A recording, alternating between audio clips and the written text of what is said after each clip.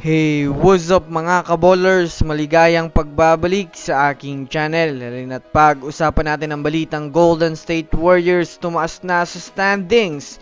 Jazz nagreklamo agad sa Warriors. Tara na't pag-usapan natin yan dito sa Basketball Hotshots.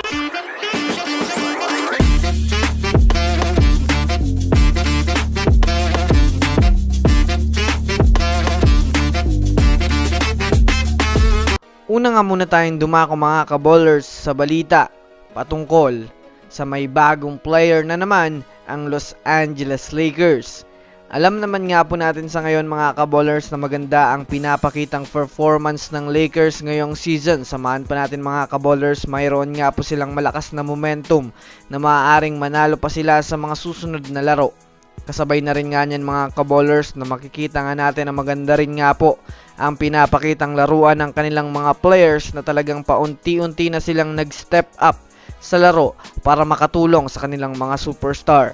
Pero kahit man nga po maganda ang takbo ng kanilang kampanya ngayong regular season, ay mayroon pa rin naman mga trade rumors mga kaballers ang pumapalibot sa kanilang team, kagaya na lamang ng mga nakaraan mga kaballers ng pagpunta ni LeBron James sa Golden State Warriors na hindi naman pinayagan ng Lakers dahil sa kagustuhan nilang manatili si LeBron James sa kanila at para makuha itong si Bronny James na alam nating ito nga po ang pinakamatunog na player ngayon na maaaring mapunta sa kanila.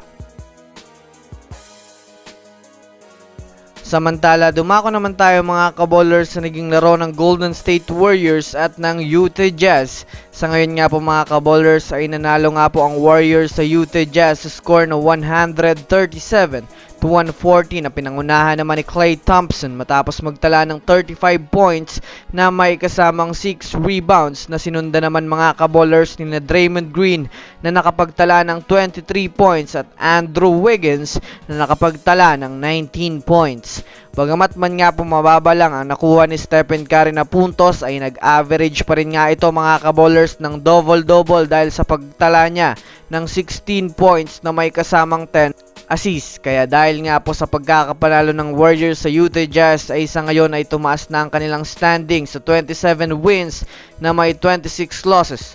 Na masasabi nating magandang simula na nga ito sa kanilang team mga kaballers. Pero ayon rin naman nga po mga kaballers sa naging post-game interview ng head coach ng Utah Jazz matapos ang laro ay mukhang sinisisingan nito mga kaballers ang mga referee dahil na rin sa may mga wrong calls nga daw ang referee na siya naman nga daw sinamantala ng Golden State Warriors sa laro. So yun lamang mga kaballers, yun lang naman na pag-uusapan natin ngayon. Pindutin ang subscribe and hit nyo na rin ang notification bell para sa mga susunod na updates sa mundo ng basketball. Again, this is Basketball Hotshots. Thanks for watching.